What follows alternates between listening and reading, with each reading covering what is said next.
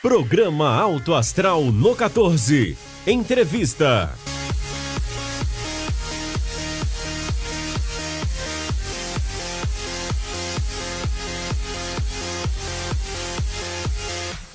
Iniciamos mais um Alto Astral no 14 para você, assinante do canal 14 da NET.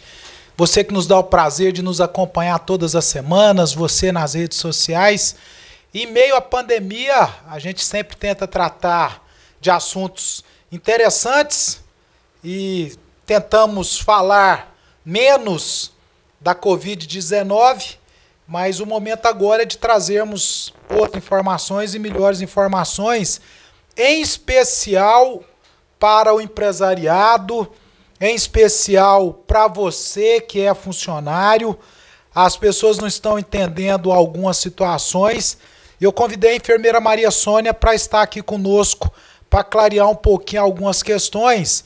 Eu acho que vai ser muito útil para você que está nos assistindo nesse momento aqui pela grade do canal 14 da NET ou pelas redes sociais. Sônia, mais uma vez, seja bem-vinda aqui ao nosso Alto Astral no 14. Joséval, agradeço a você pelo convite novamente. É um prazer estar aqui. É uma oportunidade poder levar informação aos assinantes do 14. Estou à disposição. Muito obrigada pelo convite. Ô Sônia, nós entrevistamos aqui bem no início do processo o doutor Marcelo, conversamos com você também, já ouvimos muita coisa e vivemos isso no nosso dia a dia da área hospitalar. E eu queria perguntar para você quais as principais medidas adotadas pelos hospitais na questão do combate à pandemia da Covid-19. Então, Joséval, como você bem sabe, né, os hospitais, principalmente os diretores administrativos, os diretores técnicos, a gerência de enfermagem, de qualidade, a comissão de controle de infecção, todas essas lideranças, elas tiveram que se organizar e praticar, né, definir muitas mudanças no fluxo de atendimento, na elaboração e aquisição de produtos para assistência, mais disponibilização de leitos de isolamento, separando e triando os pacientes suspeitos de síndrome gripal ou, né, suspeitas de sinais e sintomas de Covid, dos outros pacientes de outras patologias. Então, foram muitas as mudanças e organização, tanto no recurso estrutural, na estrutura da instituição, como fluxos, isolamentos, organização de paredes, de exaustores, portas vedadas, né, com pressão negativa. Também nos recursos humanos, treinamento e capacitação de pessoas, na aquisição de insumos, como os equipamentos de proteção individual, e definição de fluxo, né, diretrizes para o serviço, linha de cuidado, seguindo as orientações dos órgãos reguladores, como os decretos municipais, os decretos estaduais e as resoluções da Anvisa. Então, nós estamos trabalhando diuturnamente desde meados, né, do dia 18 de março, que é quando foi decretado a pandemia e a transmissão comunitária. Então, diuturnamente, nós temos tentado fazer com que a assistência ela seja segura, tanto para aquele cliente que tem sinais e sintomas de Covid, como aquele cliente que tem outras doenças. Preocupação de todas as instituições hospitalares, Brasil afora, mundo afora, é com a saúde dos profissionais que estão, em especial, na linha de frente. É claro que a preocupação é com todos, mas com aqueles que estão na linha de frente, porque qualquer baixa na linha de frente é complicado. E eu queria perguntar para você, o que está se fazendo para manter esses pessoais, essas pessoas da linha de frente saudáveis e longe da Covid-19? Longe entre aspas, né? Mas assim, para que esses efetivos não baixem. É uma luta diária, né? Então, o enfrentamento ele é feito através de informação, de conhecimento, das medidas de prevenção, como o distanciamento, o uso da máscara, a higienização das mãos, a adesão aos equipamentos de proteção individual. Usar EPI não é fácil, né? Ele é apertado, ele deixa marcas, ele promove calor. Então, é um trabalho incansável das lideranças da gerência de enfermagem, do SESMIT, né, da Segurança do Trabalho, e também da Comissão de Controle de Infecção, apoiado pela Qualidade e Segurança, do Núcleo de Segurança, para que a gente consiga motivar, incentivar, evidenciar para esse colaborador a importância do uso dos EPIs, para que ele siga saudável, né? Nós fazemos essas medidas de controle dentro da instituição de saúde e nós orientamos para que no transporte, no ir e vir, dentro das suas residências, dos domicílios, que eles também sigam boas práticas, como o uso de máscara. Principalmente nos setores administrativos de apoio, nós temos profissionais muito jovens, né? De uma faixa etária de 20 a 30 anos. Então, é um pessoal festeiro que gosta de reunir pessoas. E como ainda a gente não tinha uma evidência de casos no nosso município, com o passar do tempo, as pessoas vão ficando cansadas. E elas começam a baixar a guarda, né? Então, a gente não vai acreditando que vai chegar no nosso serviço. Mas a luta ela é incansável. Então, o Hospital Evangélico tem se desdobrado em apoio espiritual, emocional, vídeos, né, com hinos de louvor, com canções dos próprios colaboradores que são divulgados, vídeos, né, do processo de paramentação e desparamentação, do uso dos EPIs, reuniões por Zoom, né, ou por algum tipo de mídia, que a gente possa conversar e trocar ideia com os colaboradores, alguma forma de saber quais são as dúvidas, para que a gente possa estar apoiando. E quando eles têm conhecimento e segurança, eles acabam aderindo melhor e a gente consegue, então, manter tanto a saúde mental quanto estar livre do caso dos sintomas de coronavírus. A taxa de ausência de funcionários em hospitais, na normalidade, girava em torno de 3%. Na época do inverno, isso aumentava mais um pouquinho, porque vinham aí as gripes, os resfriados e aquela coisa toda. Essa taxa aumenta, mas não é num percentual tão diferente dos 3%, não. E agora, com a pandemia, isso mudou? Então, tem um aumento significativo.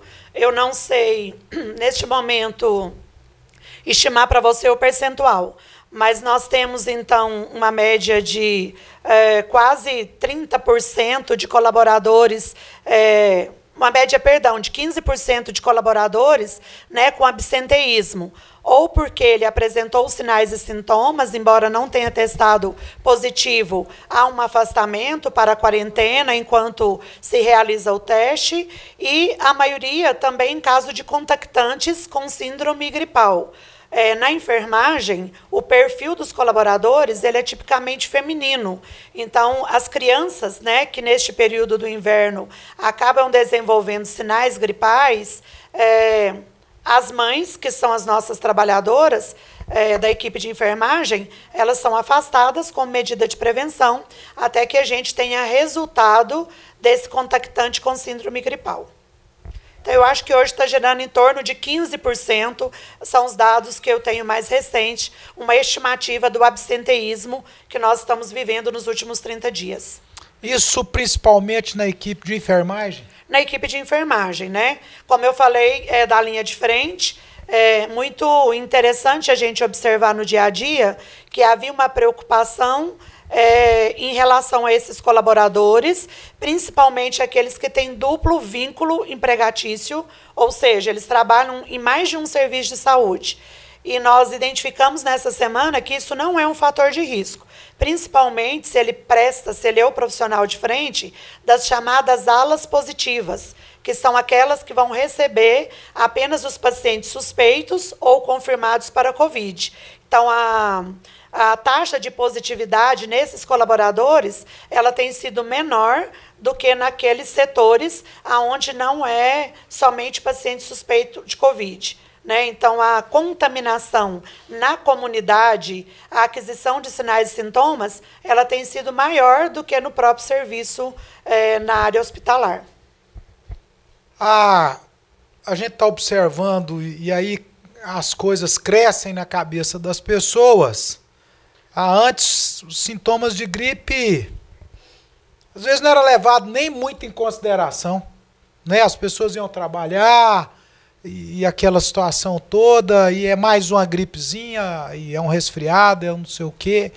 E eu pergunto hoje, esses sintomas gripais, qualquer sintoma gripal hoje em relação a funcionário, qual que é a conduta hoje da empresa em relação a esses funcionários? Então, hoje a gente já sabe, né, que o coronavírus ele não provoca e ele não aparece apenas com sintomas gripais, que é essa gripe clássica que a gente conhece como nariz escorrendo, tosse, dor de garganta. Além disso, né, hoje a gente já tem conhecimento que dor no corpo, uma dor muscular, uma fadiga, tosse seca, com ou sem febre. A febre não tem sido prevalência nesses sinais e sintomas. Perda do cheiro, do olfato, perda do paladar, diarreia, dor abdominal, também são sinais e sintomas sugestíveis, né, do que seria uma pessoa com COVID ou que tenha tido contato com coronavírus. Então, mais frequente é dor de garganta, tosse seca, mal-estar geral, dor no corpo, dor de cabeça. Deve procurar um serviço médico para consulta. E aí o médico vai proceder à consulta e a maioria dos casos, né, ele vai identificar pelos sinais e sintomas clássicos da doença e esse paciente, ele vai para isolamento domiciliar. Então, o que a gente tem que ter cuidado, principalmente as equipes de SESMIT, né, de segurança do trabalho nas empresas, pedir aos gestores, aos encarregados, para identificar nos turnos de trabalho e nas equipes, no contingente, a presença de sinais e sintomas que evidenciam que sejam sugestivos de contato com o coronavírus. Essa pessoa ela deve ser removida do ambiente, e deve ser encaminhado para uma triagem, para uma consulta médica e testar, se necessário, se houver indicação e se houver o período, a janela adequada para identificar a presença do vírus. Tem muitos hospitais que já terceirizam serviços na área de higienização, na área de segurança, na área de acesso. Esses mesmos cuidados são tomados com esses terceiros? Sim. Inclusive a capacitação, a disponibilização de EPIs, os treinamentos, as auditorias são realizadas com todo e qualquer profissional, seja ele da higiene, da fisioterapia, do laboratório, do pessoal da engenharia clínica, né? Então, todos os colaboradores, eles foram capacitados, assim como a equipe de enfermagem, como a equipe médica, seguem os mesmos fluxos, a mesma paramentação. Porque se um desses ele adquire a doença dentro do serviço, ele poderá adoecer outros colegas. Então, ele também é responsabilidade nossa. Ô Sônia, na nossa área, é comum as pessoas trabalharem em mais de um emprego, não é? Como é que está sendo esse controle agora? Então, nós fizemos um levantamento, principalmente na equipe de enfermagem, né? O trabalho por si só, ele já é desgastante, uma vez que é muito comum as pessoas perguntarem como eu faço para aumentar a imunidade, né? Para não pegar COVID. Não tem jeito de aumentar, tem jeito de manter. Então, manter a imunidade é ter um sono adequado, número de horas, né, de 8 horas por noite, boa alimentação. Nós sabemos que os trabalhadores da área de saúde, muitas vezes, tanto enfermagem quanto médico e até recepcionistas, eles emendam de um plantão para outro. Então, se faz 12 horas seguidas, 24 horas seguidas, até 36 horas seguidas. E aí não há, então, um horário adequado de sono e de repouso. Então, o que nós fazemos é controlar, né, o nome desses colaboradores em planilha, acompanhar diariamente a presença de sinais e sintomas, auditar a paramentação adequada e já identificamos que ter 2 vínculos empregatícios não é um fator de risco para a aquisição da doença do Covid. Tá, a EPIs. Acho que a gente nunca comprou tanto EPI igual está se comprando agora e tem que comprar mais pela segurança aí, a do trabalhador e, consequentemente, do paciente, familiar e essa coisa toda. Só que isso tem aumentado muito os nossos custos nas unidades hospitalares. E, por um outro lado, nós estamos com os hospitais, teoricamente, vazios. Agora começamos a ter uma demanda maior dos pacientes da Covid-19, mas as despesas aumentaram e as receitas diminuíram. Como é que está essa questão da compra de EPI? Está tendo dificuldade em se comprar? Os preços estão subindo? E, por outro lado, nós temos aí, por exemplo, as cirurgias eletivas suspensas, que são fontes geradoras de receita e que as instituições hospitalares também não estão podendo realizá-las. Como é que está esse imbróglio todo? Joséval, ainda muito complexo e muito difícil, né? Tanto para os gestores, né, e na aquisição, o SESMIT e a Comissão de Controle de Infecção. Então, a gente tem trabalhado muito de perto e nós vivemos vários complicadores aí. Um deles é a escassez dos EPIs no mercado, o outro, né, a prática de preços abusivos pelas grandes redes, e inclusive as grandes empresas, né, e redes hospitalares, que quando encontram, compram todos ou confiscam e os pequenos ficam sem. E nós temos os atravessadores, então aquelas pessoas que agem de má fé e que vendem por preço mais em conta, mas que vendem um produto que não é de qualidade, que não garante segurança, né, no uso para os colaboradores. Haja vista a quantidade de máscaras que nós temos, né, que foram comercializadas e que elas não atendem nem a filtração de gotículas, né, quem dirá a filtração de aerossóis. Então, com todo o comitê de crise que foi montado, de enfrentamento dessa pandemia dentro dos serviços de saúde, com todas as buscas, né, de validação desses produtos, a gente ainda incorre na fragilidade de adquirir um produto que não tem qualificação e que está lá dizendo que segue toda a normatização ou normas da Anvisa. É um conjunto, né, é uma luta diária. Em alguns momentos, nós tivemos que optar por trabalhar a confecção dos próprios EPIs, principalmente as máscaras com material adequado, onde a costuraria, a elaboração de um POP, a validação junto ao Serviço de Controle de Infecção e a Segurança do Trabalho, ela nos permitiu fazer a confecção própria de máscaras e de aventais impermeáveis, garantindo, no mínimo, a qualidade, o tamanho e a segurança para esse nosso trabalhador.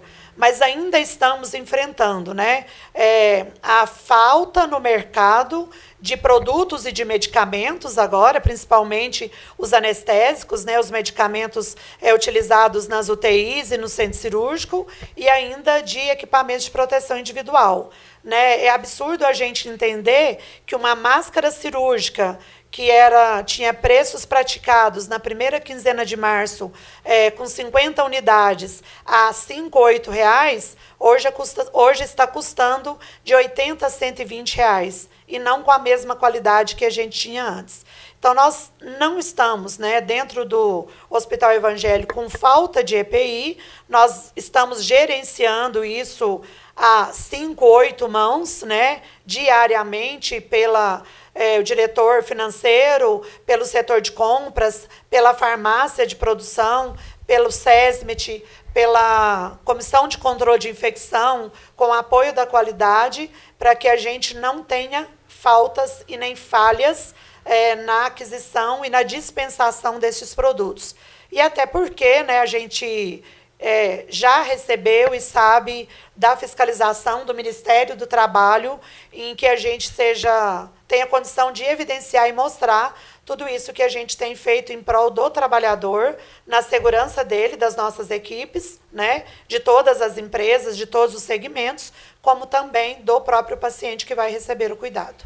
Ô, Sônia, no centro cirúrgico, nas salas de cirurgia, o trabalho também redobrou, né? A atenção redobrou, tudo redobrou. Embora no centro cirúrgico a gente já tivesse um ambiente chamado como controlado, né, aplicando uma técnica asséptica estéril para a prevenção das infecções, não existia uma preocupação muito grande com a contaminação dos trabalhadores. Por quê? Porque eles já estavam paramentados, com aventais de tecido, com máscara e com gorros.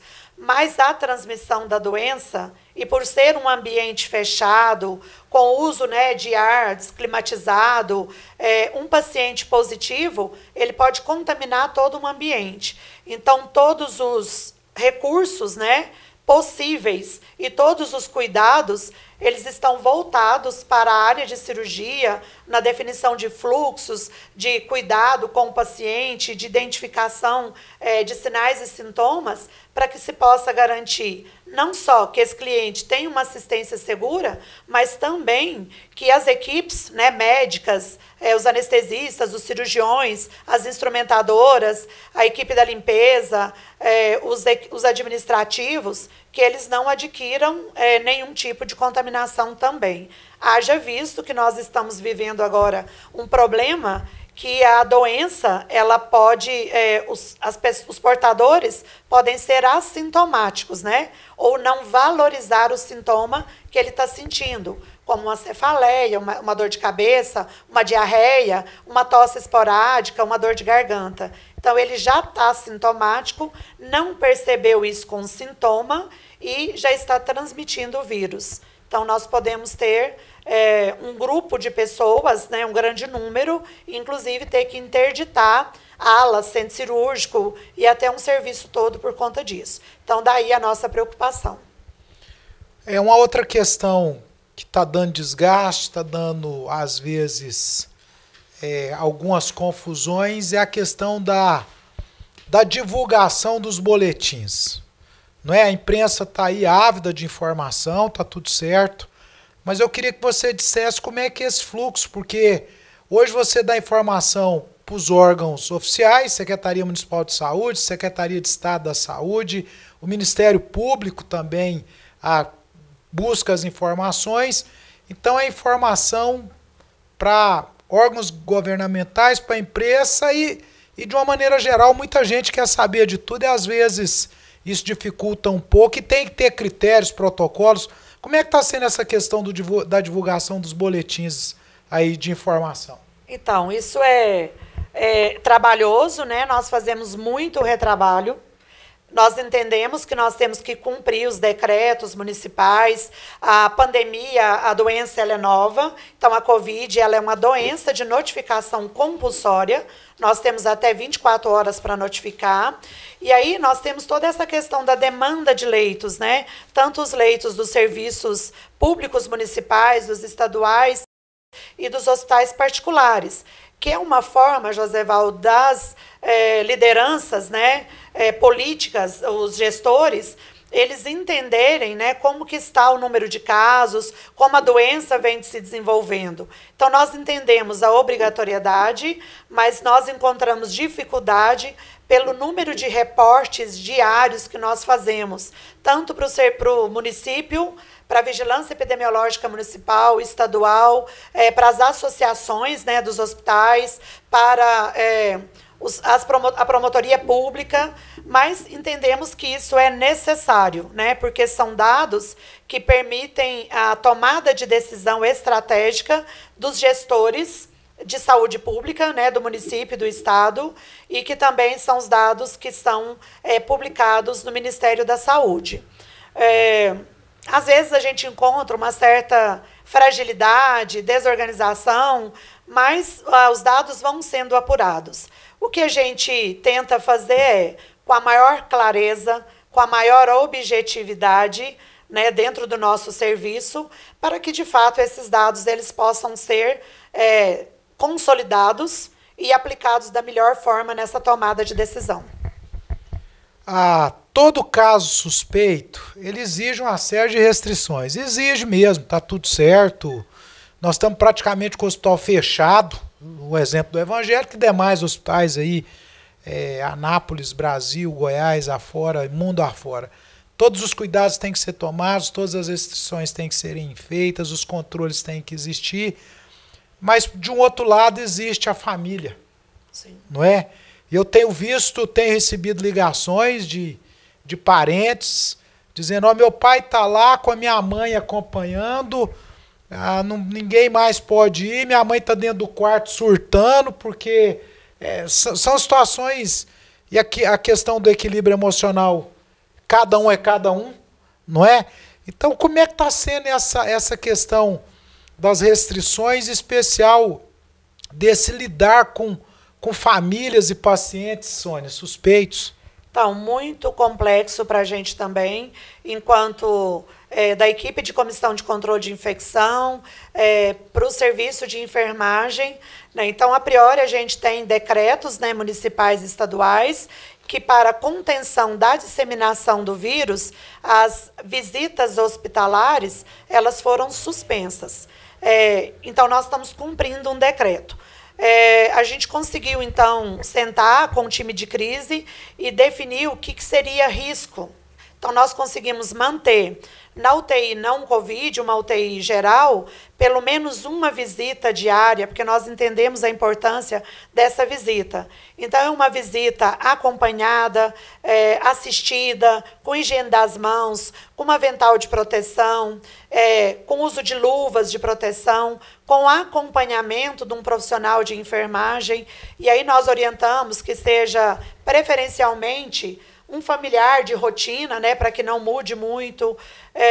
De vez em quando nós temos casos muito especiais, com internações muito prolongadas, em que o cônjuge de 50, 60 anos de matrimônio, né, que já está distante por um período, até por ser também um idoso maior de 60 anos e que já tem riscos, nós discutimos, né, as possibilidades de atender essa solicitação, principalmente se é um caso de fase terminal, ou que está precisando, né, que a gente pode favorecer isso. Então, a gente faz de forma assistida, acompanhada, para permitir esses momentos. O hospital ele tem uma missão, né, que é uma missão de evangelizar, que o cuidado espiritual e assistência ela venha, inclusive, acima do cuidado físico, né, e da patologia. Nossas equipes elas são muito criativas, nós temos uma comunicação muito boa entre a gestão de enfermagem, junto à equipe de qualidade e segurança do paciente e a comissão de controle de infecção. Então, as situações individuais, elas são discutidas, nós analisamos o que é menor e maior risco, né, entendendo o que é possível, e nós propiciamos, então, essa visita. No caso dos pacientes suspeitos de Covid, né, a orientação ou dos confirmados é que não tem acompanhante. Mas nós nos deparamos com casais de 70 a 75 anos, os dois positivos para Covid, confirmados. Então, como que você deixa um casal de 75 anos com dependência, né, e com dificuldade no autocuidado ficarem sozinhos dentro de um leito do hospital? Então, aí nós precisamos permitir o acompanhante. O acompanhante precisa ser uma pessoa, né, que tenha uma saúde mental e emocional, porque ele vai ficar confinado por 7, 10, 15 dias, internado junto com os pais. Ele também vai fazer uso de EPIs, ele também vai fazer refeição nesse quarto de hospital. E aí nós temos tentado dar o apoio da capelania, um apoio espiritual. As nossas enfermeiras e técnicas de enfermagem, elas, né, a gente brinca, né, a partir de agora vocês são psicólogas, assistentes sociais, enfermeiras, né, a equipe que está aqui para ser o elo de ligação entre esse paciente e a sua família. E utilizando, né, da tecnologia, hoje dos recursos tecnológicos, para fazer as videochamadas. E se esse paciente ele é acordado, se ele está se comunicando, que ele possa se comunicar com a sua família. Então, esse jeito de encurtar a distância, né, para que os familiares possam se comunicar com aquele paciente que está ali. E assim, você pensa hoje, eu tenho 13 pacientes internados na UTI. A enfermeira, ela leva em média 10 minutos para fazer uma ligação e um familiar que ficou definido que vai receber essa ligação. Então, se eu multiplicar isso, né, 10 vezes 13, eu teria 1h30, né? Eu teria 130 minutos. Então, 2 horas só para fazer o contato com os familiares. Então, mesmo assim, a gente tem se desdobrado para conseguir garantir, no mínimo, essa informação, esse boletim informativo médico e, sempre que possível, essa conversa do paciente que está internado com o seu familiar que está lá fora. Nós entendemos que isso é imprescindível para a recuperação desse paciente. Sônia, enquanto você está aí dando as respostas, e muito boas respostas, eu estou aqui buscando as perguntas do dia a dia, daqueles que acompanham o projeto Alto Astral, tanto nas redes sociais, quanto no rádio e na televisão. Muitas dúvidas, e eu vou trazer aqui algumas dúvidas do telespectador Alto Astral, do ouvinte Alto Astral, aquele que nos acompanha no rádio, aquele que está conosco no Facebook, no Instagram, né, no nosso site. Então, a pergunta do ouvinte Alto Astral para você: tive contato com a pessoa que testou positivo. Tenho que fazer o teste? Então, Joséval, essa é a pergunta que eu ouço mais vezes no meu dia, né? E com certeza essa é a maior dor de cabeça da gerência de enfermagem e do coordenador de uma ala, de um setor, né? Então, você teve contato com uma pessoa que testou positivo. Então, a gente diz, ele é um contactante. Como que foi esse contato? Eu passei por ele na porta. Não, moro com ele na mesma casa. Então, a segurança do trabalho, a gerência de enfermagem, a comissão de controle de infecção, ela vai primeiro identificar qual é o tipo de contato. Se ele é um contactante íntimo, que a gente diz, né? Mora na mesma casa, senta na mesma mesa, ficou por mais de 2 horas próximo, fez refeição à mesma mesa, estava sem máscara, compartilha o mesmo copo, o mesmo celular, o mesmo banheiro. Então, o que nós vamos fazer? Afastar essa pessoa primeiro, porque não adianta eu fazer teste agora, sem sinais e sintomas. Então, eu preciso esperar uma janela de entre 3 a 5 dias no mínimo. Se ela apresentar sinais e sintomas, eu testo.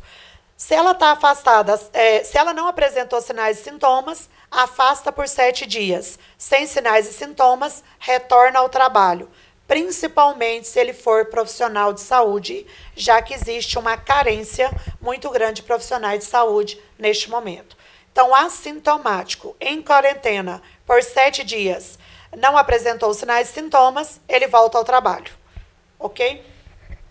Já tive a Covid-19. Estou imune ou eu posso ter esse negócio de novo? Sonho de consumo, né? Então, até 30, 40 dias atrás, se acreditava que isso só se pegava uma vez, né?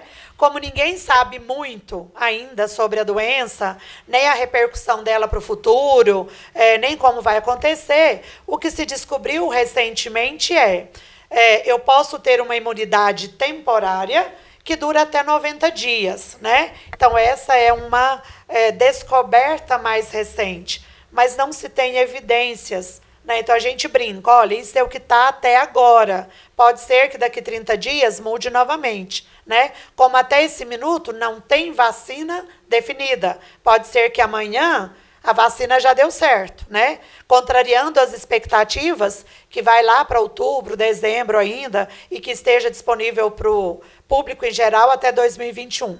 Mas, enfim, o que a gente precisa se atentar A priori, devo ter uma imunidade temporária de até 90 dias, mas cada corpo é um corpo, cada organismo é um organismo. Pode ser que o que diz é que 20% da população tem uma imunidade chamada inata, que nem vai adquirir Covid. Pode ser que outros tenham uma imunidade mais prolongada. Haja visto as tentativas de tratamento com o chamado plasma ou soro de convalescência, né? Que é essa pessoa que já teve a doença e que vai produzir anticorpos, e esses anticorpos já vai estar no plasma, uma vez administrado na pessoa doente, poderá promover, então, uma melhoria ou uma cura. Pessoa testou positivo, ficou em isolamento domiciliar 14 dias. Ela pode voltar às suas atividades, em especial a trabalhar? A doença, ela é uma doença de transmissão de 1 a 14 dias. Mais frequente a transmissão entre o terceiro e o quinto até sétimo, oitavo dia, que seria o maior pico, maior produção de vírus, né? A maior replicação viral. Porém, tem relatos de que com 12 dias ainda houve transmissão. Então, 14 dias é o período de transmissão da doença para a maioria. Tem o chamadozinho N fora da curva. O que os infectologistas, o Ministério da Saúde orienta? Vencer os 14 dias, né? Ou 10 dias do início dos sintomas e 72 horas assintomático, sem febre, sem tosse, sem mal-estar, sem dor de garganta, sem diarreia, sem dor de cabeça, pode voltar ao trabalho. Mas a maioria das empresas devem utilizar, né, o serviço de medicina do trabalho especializado, porque o médico do trabalho, a melhor pessoa para definir, né, que tem autonomia para dizer se você está apto ou não para retornar. Mas, via de regra, 14 dias assintomático, pode voltar ao trabalho. Preferencialmente, se for um trabalhador de uma empresa, seja ela hospitalar ou não, que ele passe pelo médico do trabalho para validar esse processo. Ô Sônia, a pessoa testou positivo e frequentou um ambiente com ar-condicionado, participou de uma reunião, de alguma situação ou no próprio trabalho mesmo. Esse ar-condicionado, ele fica contaminado? Sim, principalmente se essa pessoa estava sem máscara, se ela tossiu, se ela espirrou, né? Então, o ar pode estar contaminado. Daí a importância da manutenção dos aparelhos de climatização, né, nos ambientes, principalmente os fechados, limpeza das telas, desinfecção, mais a miúde mais frequente. Inclusive, para as salas de operação, esse é um dos maiores riscos, né? Então, eu vou ter pacientes sabidamente positivos ou sintomáticos que precisam operar. Então, é a paciente da cesariana, que não espera, de uma cirurgia de emergência, um paciente com apendicite, um paciente com um trauma, né? Então, eu preciso operar. Se ele é sintomático ou se ele já testou positivo, a cirurgia vai ser realizada. Uma das orientações é que no ar-condicionado ele não seja ligado, porque nesse ambiente vai gerar aerossóis. E esses aerossóis eles vão ficar suspensos por um período de até 3 horas, né? Então, uma vez retirado o paciente, o ar não deve ter sido ligado. Se ele foi ligado, que ele seja desligado, que esse ambiente fique em repouso, para que depois ele sofra todo o processo de desinfecção, e inclusive não só da superfície, como também do equipamento de climatização do ar-condicionado. A gente ouve de tudo em relação ao que fazer quando chega em casa, né? Eu fui trabalhar, eu fui pra rua bater perna. Você acredita que tem gente batendo perna na rua, Sônia? Acredito, acredito, né? Pelo movimento na cidade, né? Ouvi hoje que mesmo depois do decreto do 14 sim, 14 não, subiu apenas 1% no isolamento. Então, a gente passou de 36 para 37, né? Então, o decreto está sendo cumprido? Não. Cada um está fazendo a sua parte? Não, né? Então, nós estamos, como se diz, definimos e escolhemos e plantando para colher daqui 7, 14 dias.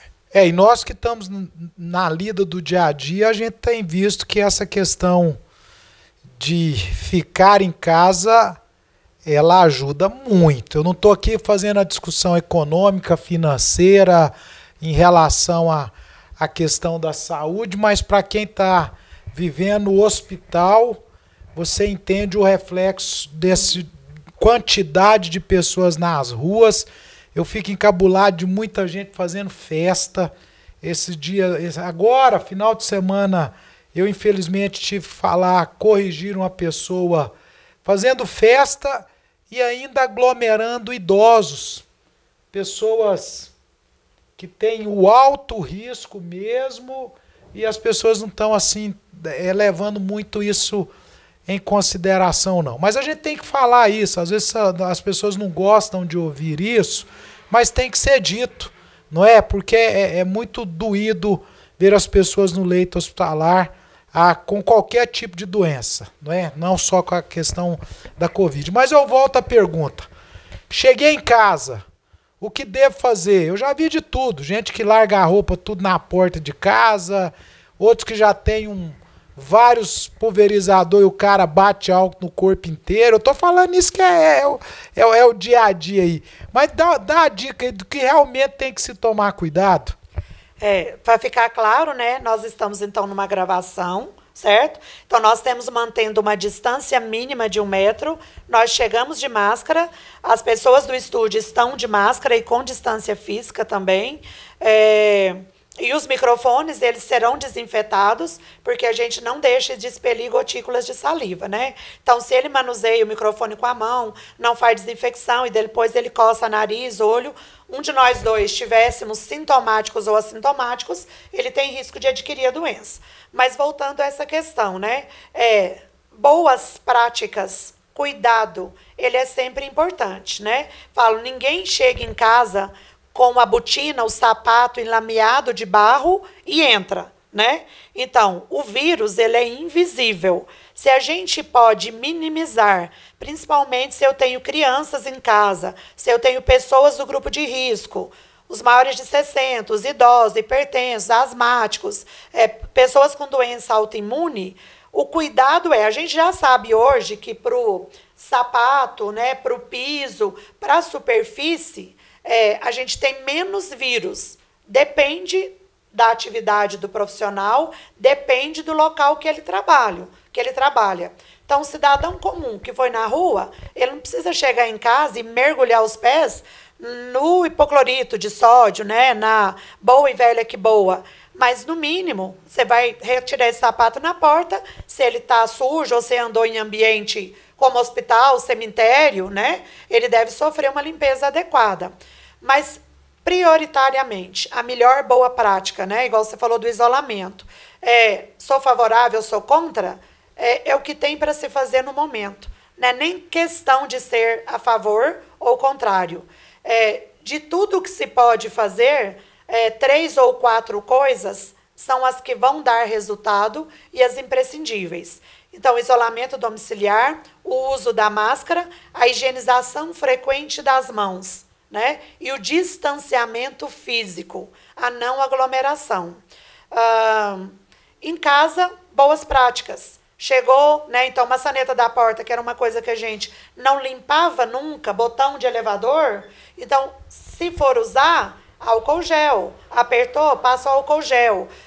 As pessoas que cuidam lá da parte do condomínio vão ter que limpar mais vezes. Por quê? Porque é onde todo mundo manuseia em comum, como portas de banheiros públicos, ambientes, repartições públicas. Então, talvez a gente, ao invés de usar a mão, passe a utilizar mais o ombro, o braço, que é onde a gente não consegue depois encostar na face, no rosto. Então, são boas práticas, são medidas de controle. O que a gente sabe? Não tem risco zero, né? Mas o que a gente está fazendo é minimizar, mitigar o risco. Estava pensando, enquanto você estava falando, nas festas. A gente sabe que isso vai se prolongar. Não vai acabar em agosto, não vai acabar em setembro. Nós vamos atingir a provável pico da curva em algum período, para julho, para meados de agosto. Depois ela tende a diminuir. Mas como ela é uma doença de alta infectividade, qualquer pessoa contaminada vai contaminar, vai ser um foco de reinfecção. Então, isso vai acontecer regularmente, até que se tenha vacina para a população mundial. Então, não tem outra saída. Então, usar máscara será incorporado aos nossos hábitos. Higienizar as mãos. Nós somos um povo que toma banho, mas nós não temos hábitos de higienizar as mãos, né? Nós manuseamos o dinheiro, a comida, objetos, embalagens, tudo ao mesmo tempo. A garrafa d'água, né? Então, isso é uma prática ruim. Então, o cuidado é esse. Distanciamento físico, isolamento social, né? Usar máscara e higiene das mãos. Se puder, né? Como se diz a hashtag, fique em casa. Quem tem que sair para trabalhar, tem que sair para trabalhar, né? Nós, profissionais de saúde, gestores, e o que eu entendo que os países de primeiro mundo, ou os orientais, né, têm feito, o que tem dado resultado? Distanciamento, eles já não são um povo que se cumprimenta, que pega na mão, eles têm bons hábitos de higiene, eles têm boas condições de saúde, né? Praticam atividade física, têm poucas doenças e comorbidades. Então, essa é a prática que a gente tem que ter. Manter a sanidade mental, manter a imunidade que a gente tem, tomar bastante água, dormir o que for possível para cada organismo, né? Evitar conflitos pessoais, familiares, e seguir a vida e nos organizar enquanto isso. O importante é que vai passar em algum momento. É isso. E acreditando nisso, que a gente está tocando o dia a dia aí e trabalhando da melhor forma para levar boa informação, para estar cuidando dos clientes, pacientes, das famílias. E eu queria parabenizar muito os profissionais de saúde, viu?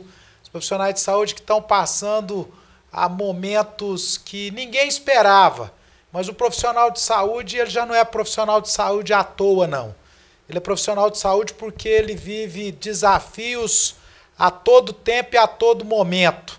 E agora o desafio é maior, mas é um desafio que vai ser superado também, nós todos temos certeza disso. Quero agradecer mais uma vez você aqui, Sônia. Nós fizemos agora recentemente 3 anos de programa Alto Astral aqui no 14. É a 5ª vez que você nos dá o prazer da sua companhia aqui conosco, pela sua competência, pela profissional que você é. Então, mais uma vez, muito obrigado. O agradecimento é do assinante do Canal 14 da NET, daquelas pessoas que nos acompanham pela internet, porque vê a competência sua nas suas respostas e você realmente nos instrui muito bem. Então, mais uma vez, muito obrigado e a gente continua contando com você nessa parceria que já é antiga, graças a Deus. Eu me coloco à disposição, agradeço pela oportunidade, né, estar aqui com vocês e sempre que for necessário, estou aqui. E a gente agradece também a você que nos prestigiou mais uma vez nos assistindo, em especial os nossos parceiros que estão conosco com pandemia, sem pandemia, e eu quero dar o exemplo do Hospital Evangélico, do Plameg, da Geolab e de todos os outros que estão conosco. Muito obrigado. Clínica Radiológica de Anápolis, a CIA, Arroz e Feijão Imperial, Geolab Genéricos, Instituto Oncohematológico de Anápolis, Hospital Evangélico Goiano, Plameg, Unievangélica, Supermercados Atende Mais, Compensados Anápolis, Clínica Vacine, Produto JK, a arte do algodão, Laboratório Modelo, Farmácia Naturalis, Cicobi Unicentro Norte Goiano, Lages Vibracom, Mercafrios Mauá, Doutor Café, Cafeteria e Doceria, Droga Lúcia, IHG, Instituto de Hemoterapia de Goiânia, Mix Limpeza, a melhor opção em produtos de limpeza, Pamela Rezende, assessoria e consultoria, Porto e Pereira, Hipercozinha Industrial, Rádio Imprensa, 104,9 FM, Bioimagem, empresa biomédica especializada em diagnóstico por imagem, única unidade de combate ao câncer em Anápolis, Restaurante Barriga Cheia, Síntese Comercial Hospitalar, OA, Hospital Oftalmológico de Anápolis, Extra Corpus, Equipamentos Médico Hospitalar, Ego Service, Vigilância e Segurança Privada e Box Seguros, corretora de seguros. Programa Alto Astral no 14. Entrevista.